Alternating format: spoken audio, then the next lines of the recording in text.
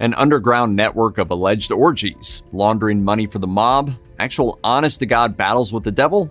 Underneath the Vatican's holy exterior lurk some very dark secrets. When considering the secrets of the Vatican City, perhaps the most logical place to start is the Vatican's secret archives. Many theories have been proposed about what might be held among the 53 miles of shelves and 12 centuries worth of documents only available to a select few. Some say they contained evidence of extraterrestrial life, proof that Jesus never actually existed, or the true secret name of God. But the archives aren't really secret in the sense of being hidden. It might make more sense to think of them as private, as they house paperwork and correspondence relating to the Pope. Still, the archives are not fully public. They're only open to scholars who have passed a rigorous vetting process, and journalists weren't allowed to see the contents of the archives until 2010. Furthermore, documents within the archive only became available for viewing even to this limited audience after 75 years. In 2019, the archive became a little less secret and was renamed the Vatican Apostolic Archive, and Pope Francis announced that documents relating to Pope Pius XII's actions during the Holocaust would be open. Some say Pope Pius XII secretly saved lives. Others that he turned a blind eye to the persecution of Jews. Following Allied victories in Germany at the end of World War II, Nazis suddenly found Europe a rather inhospitable place for them, and thus began to seek refuge elsewhere. Thousands of high-ranking Nazi officials managed to escape across the Atlantic to a number of South American countries. Most of them made their way out of Europe using routes through either Spain or Italy known as rat lines. According to the book Nazis on the Run by historian Gerald Steinacher, some of the travel documents that ended up in Nazi hands were given out by an overwhelmed or occasionally oversympathetic Red Cross, but many other Nazi fugitives were knowingly assisted by the Vatican. It's certainly likely that some Nazis were unwittingly aided by the Vatican in their attempts to get Catholic war refugees to safety. But Steinacher contends that the Vatican chose to help Nazis because they hoped for a revival of European Christianity and had a significant fear of the growing influence of the Soviet Union.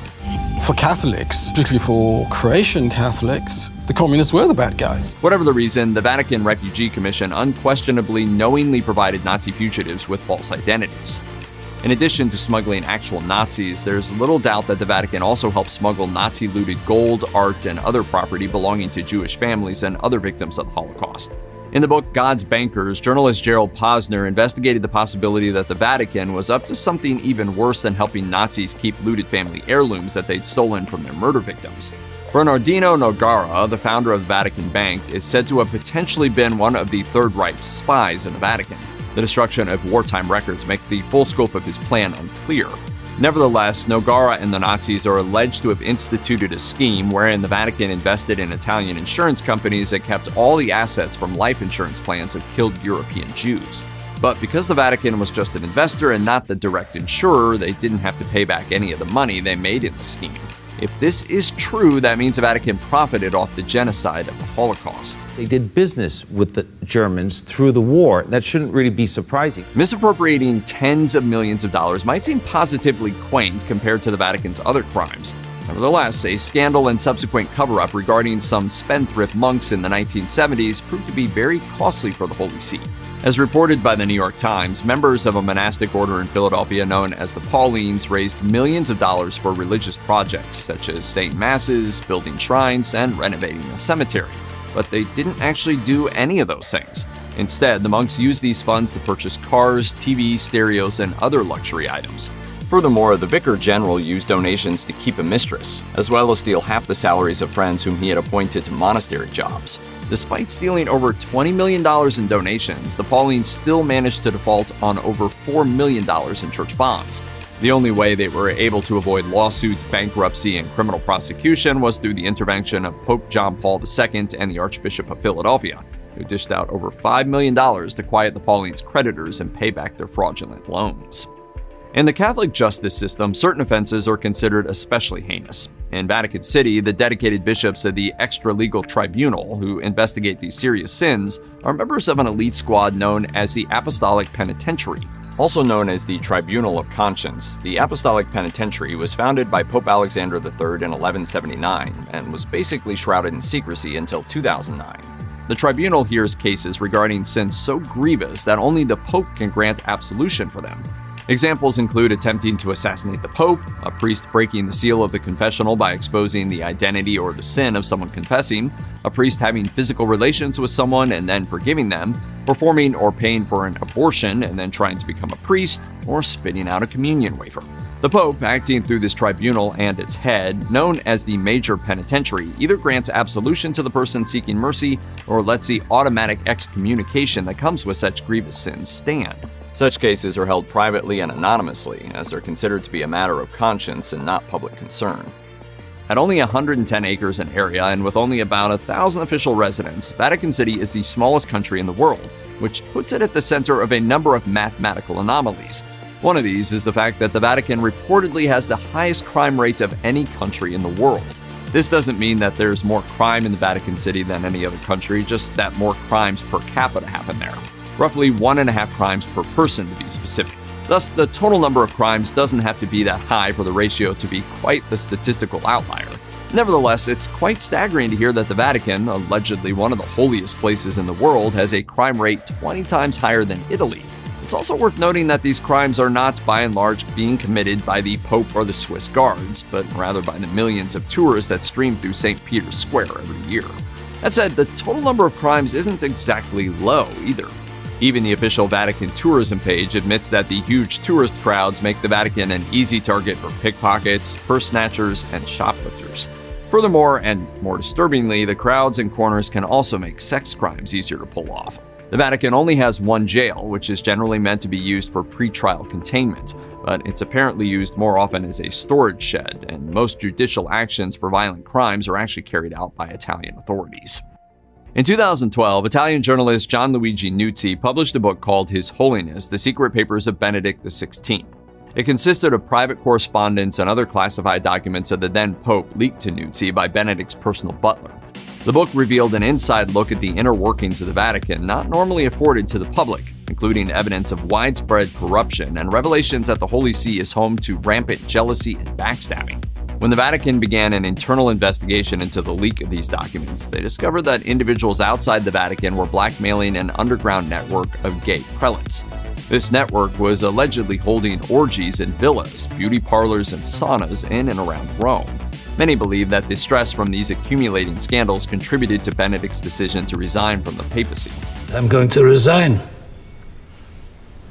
Resign from what? The papacy.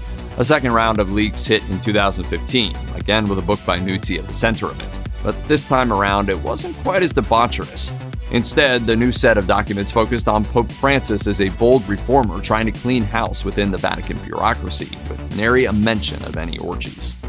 It may be easy to dismiss exorcism as a relic from the Middle Age or a concoction for horror movies, but the truth is that the practice is alive and well within the Catholic Church.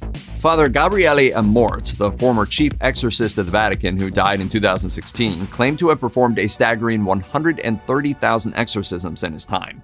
And in 2018, the BBC reported that the Vatican welcomed 250 priests from around the world to an annual exorcism school, as the church believed there had been an uptick in demonic possessions in recent years.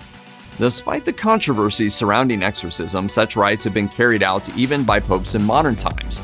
According to Father Amort, in 2000, John Paul II tried and failed to drive a demon out of a woman who was brought before him in St. Peter's Square, screaming, writhing, and drooling. Father Amort claimed that the woman was still possessed when he saw her later that day, as evidenced by her ability to walk up the wall like Spider-Man.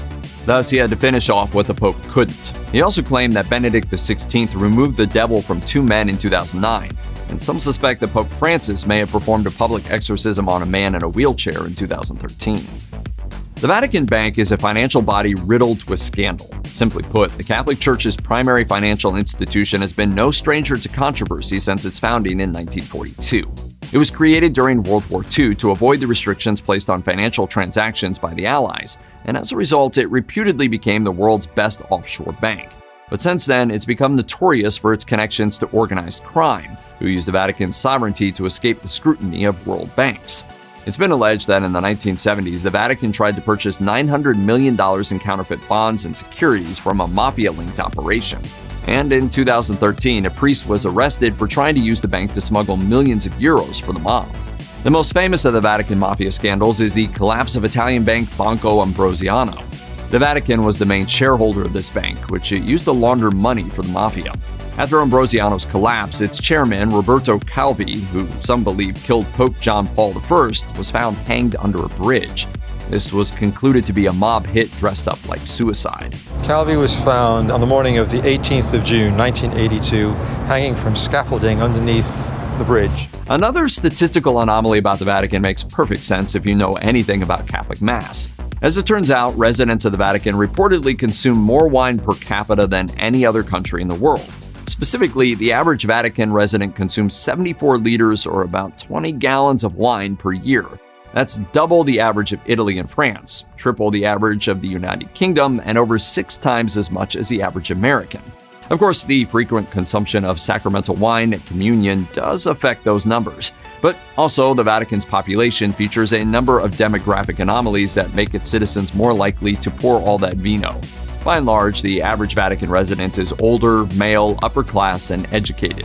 Additionally, they tend to eat communally in large groups. Each of these elements on its own contributes to a larger consumption of wine. So putting them all together gives you a person who basically brushes their teeth with Merlot. The fact that the Vatican's only supermarket reportedly sells wine duty-free probably doesn't hurt sales either.